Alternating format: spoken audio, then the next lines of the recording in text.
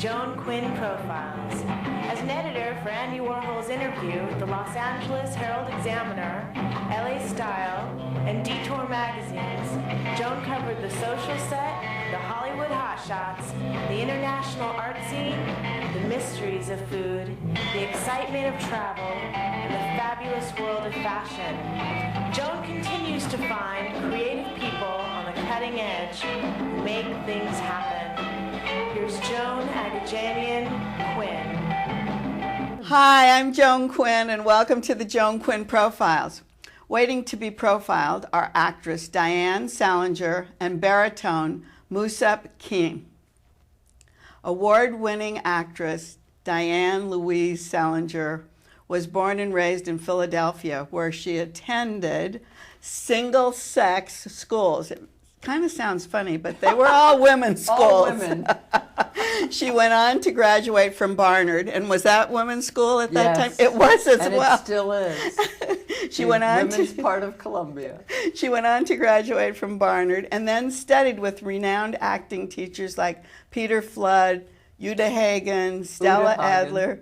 Uta Hagen. Uta Hagen. That's the way the non-pros say it. Yes, Utah Hagen. I've heard it been called. You've heard it before, haven't Yes. you? Uta Hagen and Stella Adler. You've seen her on the screen in Pee-wee's Big Adventure, Batman Returns, and Ghost World, in TV shows like Curb Your Enthusiasm and How I Met Your Mother and CSI, and of course on the stage, in Stage Door and Taming of the Shrew. You've got the great hair for that.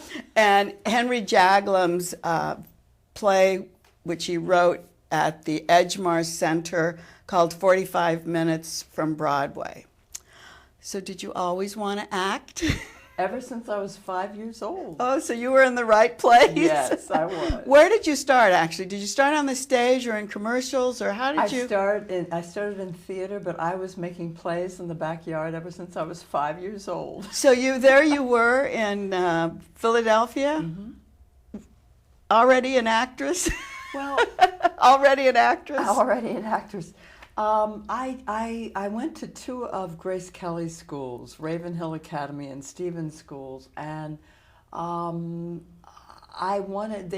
Ravenhill, it was nuns, and they were building a building and needed money. So I raised $5. Oh, well, that's such a good story. At 5 years old, I raised $5 making a play in the backyard and putting all the kids in it. But you've continued doing that kind of work for people, Yes. charitable work, which is fantastic. Yes, I had an acting workshop for gang kids, is how I started teaching. That's what I read. And it was after the LA riots, and it's definitely the best and the hardest thing I've ever done in my life. Oh, but that was great for you to go down and do that. It really must have given you a lot, as well as them. Tremendously. And, you know, I also said this in this Venice magazine article. I've just been interviewed for it. And, Joan, if you've had guns put to your head several times, as a lot of these gang kids had, you know, they see comedy in everything. And they are so funny. That's so great to see that part of it. They are so funny. They can be very serious in real life, but when they're hamming it up and when they're acting, they were a riot. So they are naturals. So Yes. you've got these natural actors who need to be encouraged. Yeah. That's They're fantastic. natural actors. They're natural hams. Well, you must have been a natural actress. Yes. So, but where did you go? Did you go to New York first or come right to LA? I went to New York. My father begged me to go to Barnard, the women's part of Columbia. I just wanted to study, and he said, if you go to Barnard, he made a deal with me, I could study acting and dance downtown, and I studied with phenomenal people. Oh, so you did go to New York. Then did you stay there and work? I stayed there. I did, when I graduated finally. Sounds like God. me, yeah. What I did was I went, I did Shakespeare around the country, mainly Shakespeare and repertory for 10 years around the country. You're kidding. Including Alaska, Rep, ACT in San Francisco, Williamstown. Oh, that's fantastic. And, so that was a wonderful start for you, right out of school? Yes, it was a really strong background. I mean, my dream was really not to come to LA, but to stay in New York and do Broadway. And I had this wonderful actor who's gotten out of the business, or I guess he's a casting director now in Canada, John Comerford. And I've heard of him. He's so wonderful. I love this man. He was my first agent at STE, which then became Paradigm.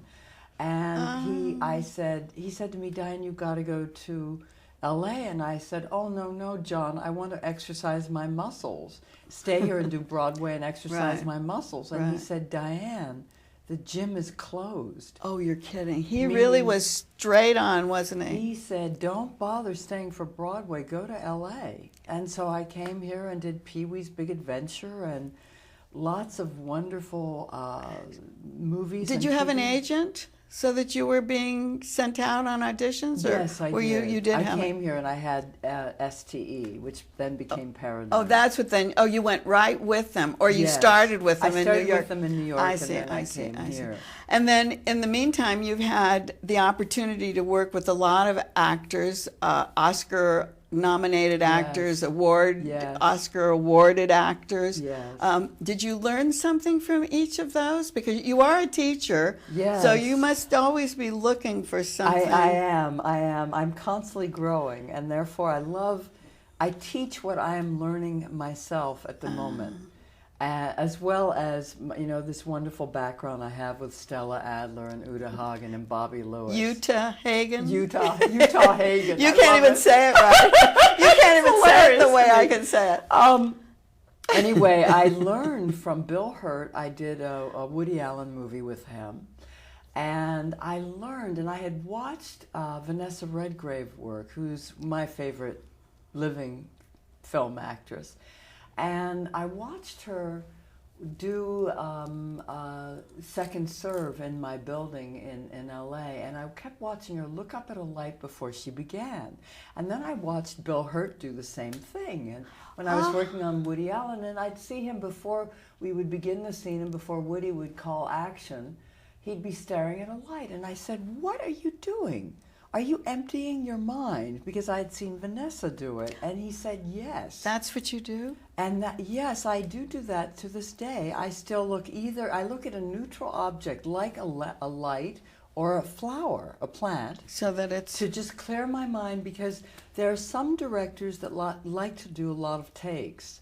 And how do you stay fresh? Oh, and there we have the directors, because you've worked with the cream of the crop of directors. You talked about Woody, but you've worked with Eastwood and Tim Burton and Sidney Lumet, and Clint Eastwood and Sidney Lumet are actors. And that's a difference. And so Clint and Sidney would only do maximum 3 takes. So that was a very different experience. I loved it. Woody, we did with Bill Hurt. I did about 20 takes. But what do you think that is? Is that just a style, or you think that they want it so perfect? Or? It is. It's a kind of perfectionism. And Arthur Hiller, whom I worked with, did about 20, 25 takes as well. But the actors who become directors, like Clint Eastwood and Sidney Lumet, they do maximum 3 takes, because you tend to be the freshest right at the beginning. And I love improvising, and I've done it on Curb Your Enthusiasm and Henry's other movies. You know, George Horrell, the famous Hollywood photographer, used to do the same thing. He'd do 1 or 2 takes, and you'd say, but we need this for editorial, George. Let's take another one. He went, I've got it. Yeah. No, it's and so it's they so know. Fresh. Maybe they know and, too. And they're actors. I understand that De Niro takes about 10 takes to just start warming up, but most actors are really best on the first or second take. And if a director asks me, I say, let's shoot the rehearsal. Oh, that's great too, isn't it? And even when I'm auditioning, which I still do, I say to the casting director, let's shoot the rehearsal, because you tend to be the best. Your first instincts, you're alive, like what we're doing now. Yeah, that's very interesting. I couldn't interesting. repeat it exactly like well, this. And that's why you can't see a script, because you want it to be fresh. You want it to be answers that you're just thinking of at the time. Yeah. And talking about that and talking about directors, you've been working on Henry Jaglam's play, which he's not directing, Yes. right? Gary Imhoff. Gary Imhoff is directing it. But you worked with Henry in a film. In 3 films. In 3 films. Yes, and one hasn't even come out yet. how do you feel? How does he feel sitting in the background, having someone else direct his work? And do you see a difference between his directing and Gary Imhoff's? Absolutely. I mean, Gary is a consummate theater director, and because the theater, it's a gorgeous set. Tell us about Oh it. my gosh, by David. Joel David is his name. And it's at Edgemar It's at the Center, Edgemar Center for the Performing Arts. which is in Santa And it's Monica. on Main Street in Santa Monica, and the set is to die. People say they sometimes even get on the set at intermission or after the show. They want to live there. Because it's a homey place. It's a real home, and the attention to detail is just genius. And I'd love to live there. Did the same person do your costumes? No, we did our own costumes. Is that right? Yes. Well, tell me about your character. Oh, her name is Vivian Cooper, and she is the mother and wife in the family. Oh, Is she's there in the something you need no, to- she's in the family too. She's in the play too. She is well. I am that character, and Oh, your character is Vivian. I'm Sorry. Vivian. Hello. And I'm Vivian Cooper, and she is this incredibly free spirit who does tarot, who does dowsing. I use this to douse with in the play. So you brought your own stuff with Well, you? yes, I do. And this is actually, Henry based the character on me and wrote it for me. Oh, because- and so he knew that I was into sort of otherworldly things. Oh. And I wear this every day, and I've worn this with every part that I've played. Oh, that's great. And Karuna, my Amma from India, actually has blessed this about 5 times, and I wear it every single day. Oh, that's great. And I So use it in the Vivian play. is your character, and she is I like. do astromancy, looking at the clouds, getting the wind Oh, so formation. this was your character. Yes. Things that you know how to do. Well, astromancy was new, but I'm going to get into this. But it was something that you felt comfortable Totally. doing. And she wants everyone in the play to sort of fly like she does. You've also directed. You Yes. did something that had to do with Oprah. Yes, I did. I directed for Oprah and her Book of the Month Club, and Ivan Reitman was there with his wife as well, and I directed 5 wonderful actors and excerpts from Anna Karenina. Oh, because that's what you what they did. were studying. Oh, I see. Like the And- book club.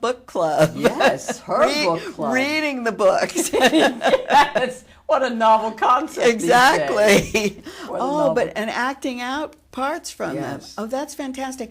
And before we leave, because we just have a couple minutes Yes. left, tell us about your Diane Salinger Acting Academy. Well, I started it after I finished teaching the gang kids after the LA riots. Oh, but that was like a beginning for you, I Yes, guess, was it? And my school, I teach out of my home. I live in Wyatt Earp's old house. Oh. And it's a historical landmark. And I want to give my actors what I never received in an acting class. I want to support them becoming amazing working actors. And so I have incredible casting directors and directors and producers Who come and to your writers class? who come and watch and mentor my actors. Oh, they do. They help. Yes. Do they lecture for you as Yes, well? They They do. They lecture. They answer questions. They actually cast a lot of my actors in their films. Oh, that's great. Yes. That's what people are looking They for. want to get up and work, and my goal is to make great working actors, and the accent is on great and working. That's And that they have a huge longevity. I teach children as well, and I also privately coach. and do accent reduction. Oh, I was going to ask you about accent reduction, Yes. but do you speak a lot of languages? I do. I speak 3 and ubby-dubby, and Big Latin. And you can make it up. And I can make it up. Well- But also my students, a lot of them come to me for accent reduction because they want to sound American so that they can get more parts. That's fabulous. Diane, thank you for Joan, being with us. it's been a pleasure meeting you. Thank you. And don't go away. We'll be back with someone probably more serious than Diane. God help us. Our opera singer, Museop Kim.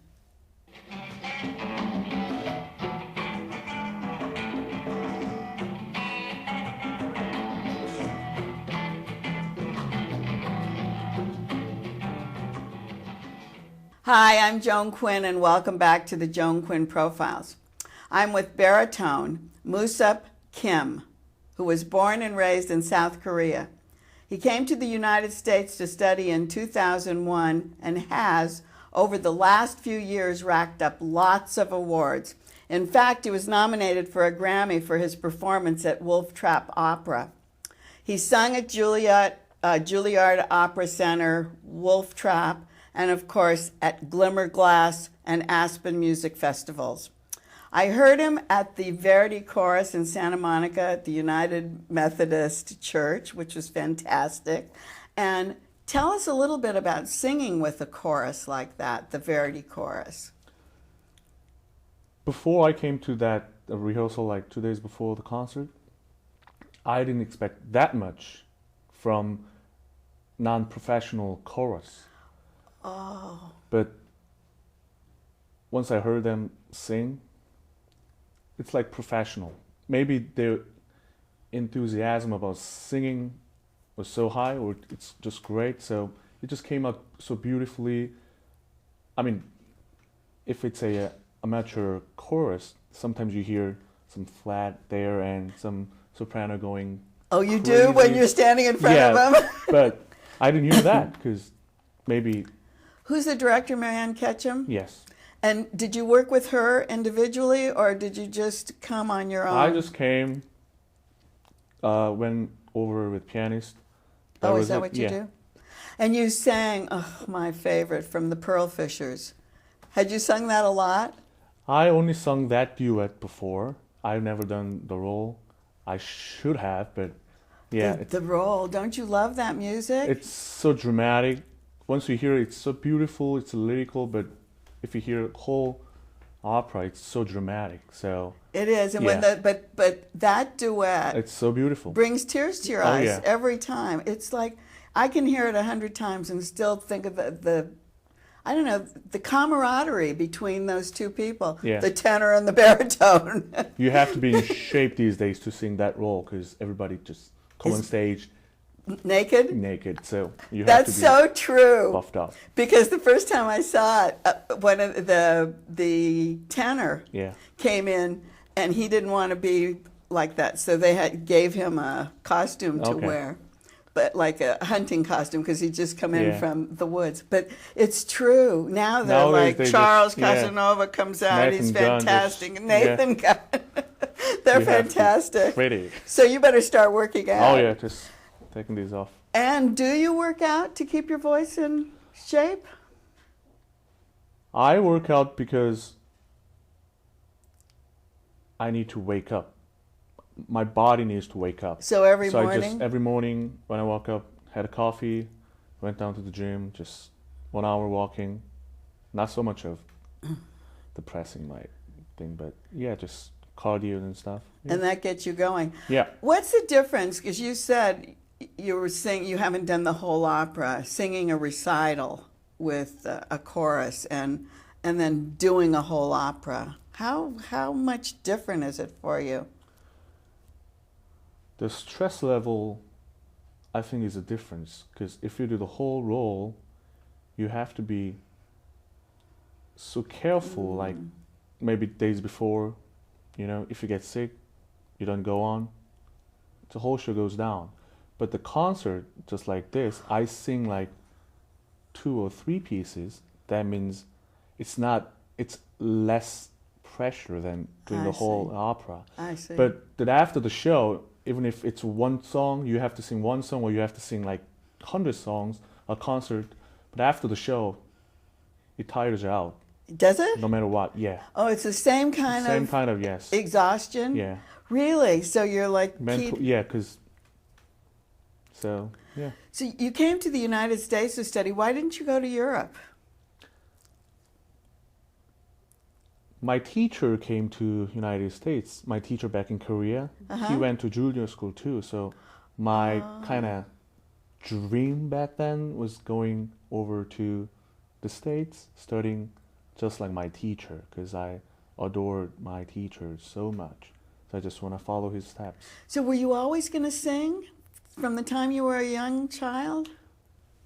Yeah, I was a singer, good singer, not like classical singer like this right now. I always sung, pop tunes in Korean. Did you? Yeah, I was always But were you famous?